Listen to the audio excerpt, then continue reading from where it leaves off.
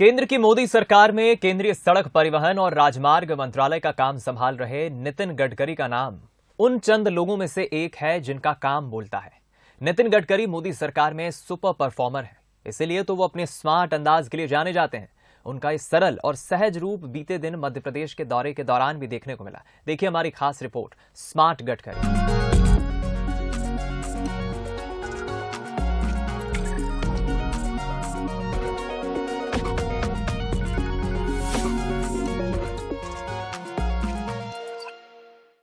विकास अगर करना है तो सबसे पहली बात यही है बनने चाहिए।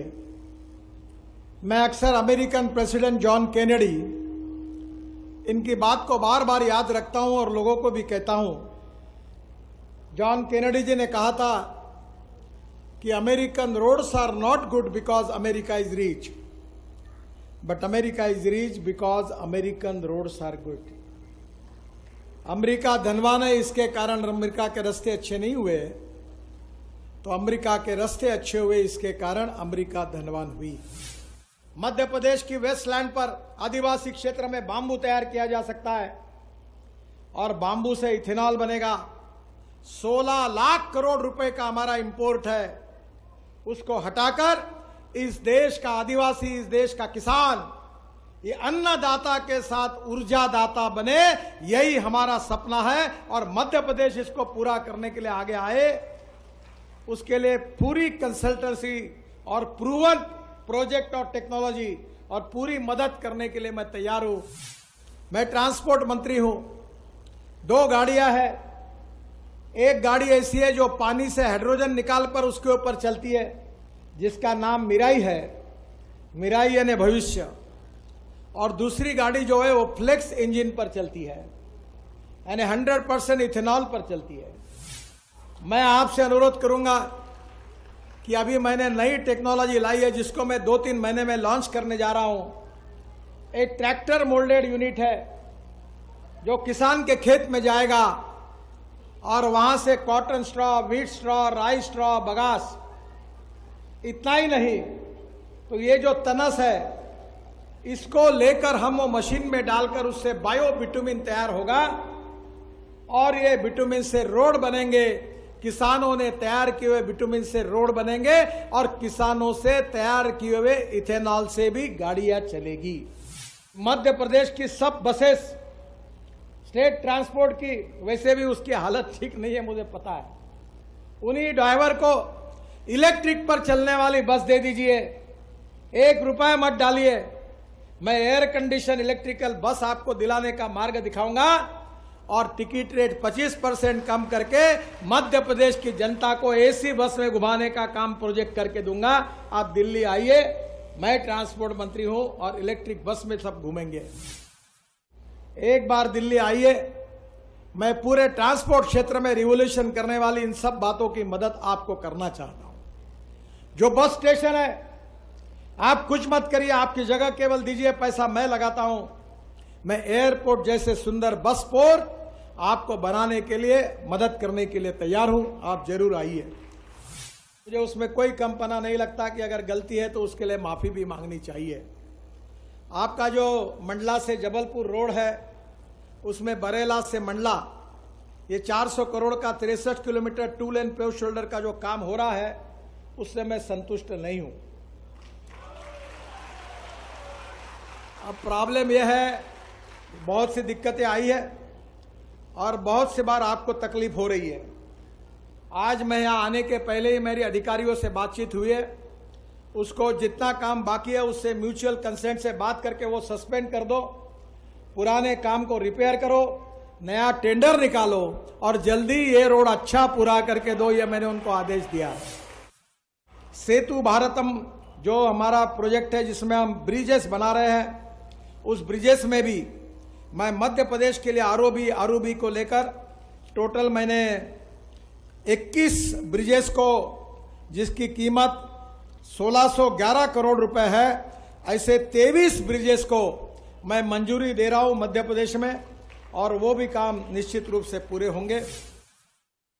शिवराज जी ने जिसका आग्रह किया था वो नर्मदा एक्सप्रेस हाईवे के बारे में, वो भी अध्ययन कर रहे हैं, वो जरूर प्रस्ताव मुझे दे दीजिए।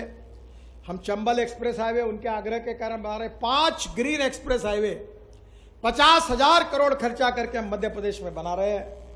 नर्मदा के एक्सप्रेस हाईवे में भी उनका प्रस्ताव आने के बाद इसका अध्ययन करेंगे, जरूर उसमें मैं पूरी मदद करूंगा। और मुझे कभी कभी बचपन से एक बात याद आती है कि हमारे यहां से बहुत साधु सन्यासी नर्मदा प्रदक्षिणा करने के लिए निकलते थे। मेरी पत्नी ने भी मुझे एक दिन कहा कि मुझे नर्मदा प्रदक्षिणा करनी है, तो मैं ये मानता हूं कि यह नर्मदा प्रदक्षिणा का विषय बहुत श्रद्धा का है और मैं भी बहुत श्रद्धालु हूं। मैंने हिंदुस्तान के सभी धर्मों के जितने धार्मिक स्थान थे वहां सब अच्छे रोड बना दिए। तो अमरकंटक जहां से नर्मदा शुरू हुई वो रोड कैसे छूटा? तो मुझे विश्वास है कि ये रोड के साथ साथ नर्मदा प्रदक्षिणा की व्यवस्था अगर होगी तो हमारी जो श्रद्धालु है उनके लिए भी एक बहुत बड़ी सौगात होगी। शायद मेरी जानकारी अगर सही होगी तो देश के इतिहास में हिंदी में मेडिकल शिक्षा और इंजीनियरिंग शिक्षा देने का काम आपने किया है।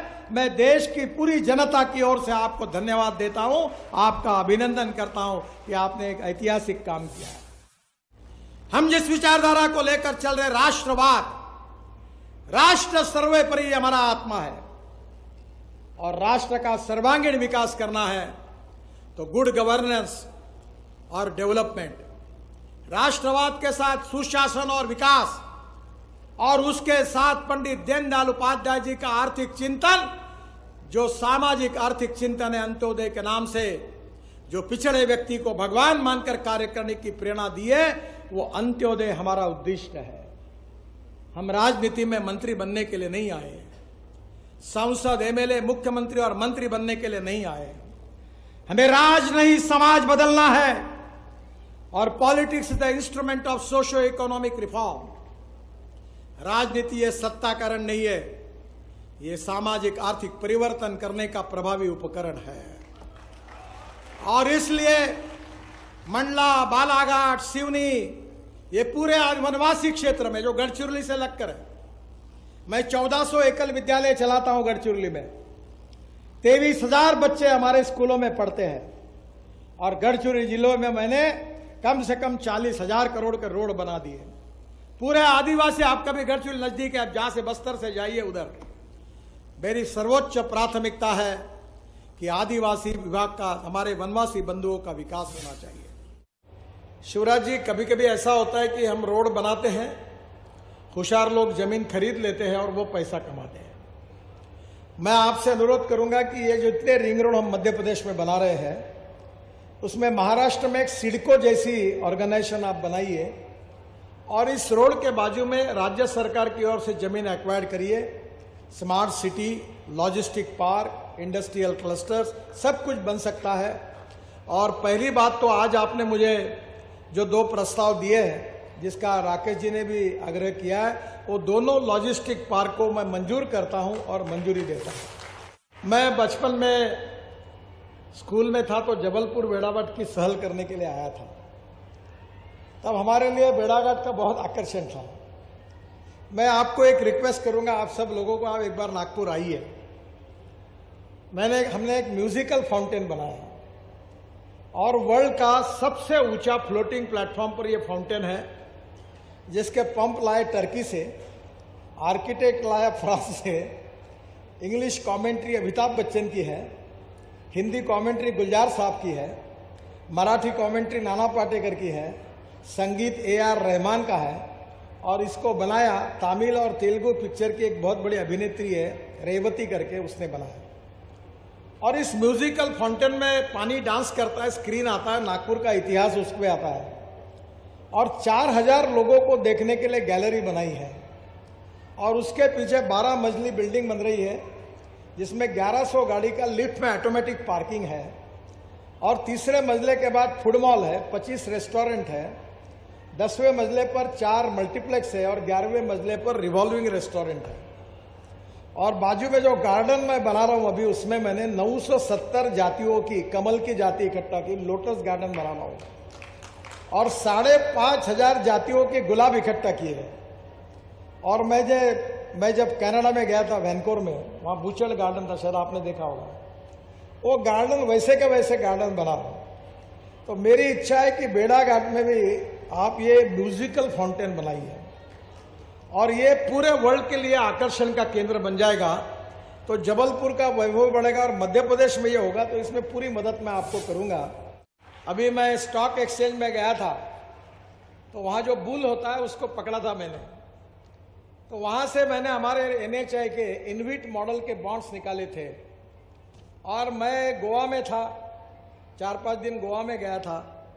तो बॉन्ड जब डिक्लेयर हुआ तो 10 दिन की मुदत थी, पर 7 घंटे के अंदर हमारा bond issue 10 times over subscribe हुआ, इतना पैसा मिला।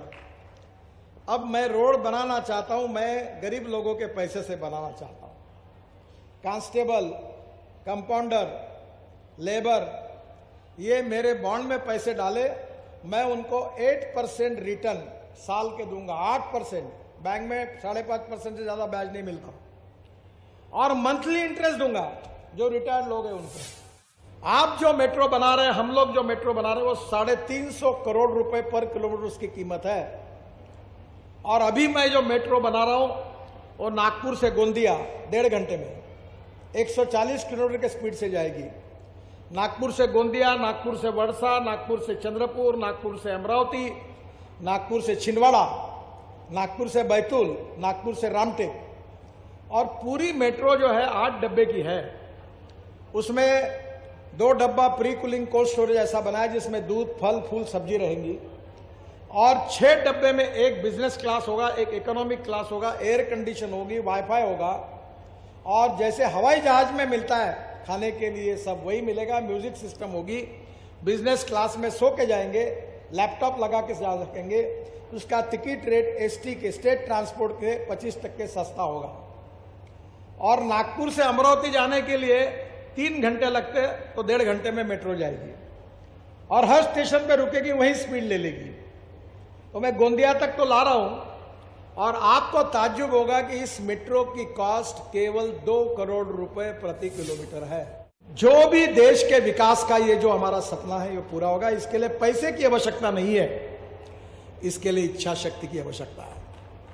मैं बहुत बार कहता हूं कि you can donate I but you can not donate vision. आंखें दान किए जा सकते हैं, पर विकास की दृष्टि दान नहीं की जा सकती। मैं जब लोगों को बताता हूं कि मुझे 50% से कम 49% मिले थे, इसलिए इंजीनियरिंग को एडमिशन नहीं मिली, क्योंकि हमारे यहाँ प्रोफेशनल कॉलेज में 50% की कंडीशन थी। तो मध्य प्रदेश के भोपाल के MS-City और जबलपुर में भी हम अप्लाई कर रहे थे कि एडमिशन मिले, पर नहीं मिली। पर मैं अब 6 वर्ल्ड रिकॉर्ड कर चुका हूं, और 6 वर्ल्ड रिकॉर्ड इंजीनियरिंग के हुए, और जिसका क्रेडिट मुझे 3 डिलीट मिली। एक डिलीट अभी मैं परसों 2 दिन के बाद औरंगाबाद बाबा साहब अम्बेडकर यूनिवर्सिटी की मिली, एक पंजाब राव कृषि यूनिवर्सिटी अकोला की, 2 एग्रीकल्चर साइंस की मिली, और तीसरी डिलीट जो है वो इसकी मिली। मैं विद्वान नहीं हूं, पर अमेरिकन लोग मुझे बता रहे हैं कि सबसे ज्यादा अमेरिका में मुझे सुना जाता है। 3 लाख रुपए मुझे यूट्यूब से मिलते हैं। मैं ऑस्ट्रेलिया में गया था, तो वहां भी जो मिलते थे बोलते आपका ये भाषण सुना।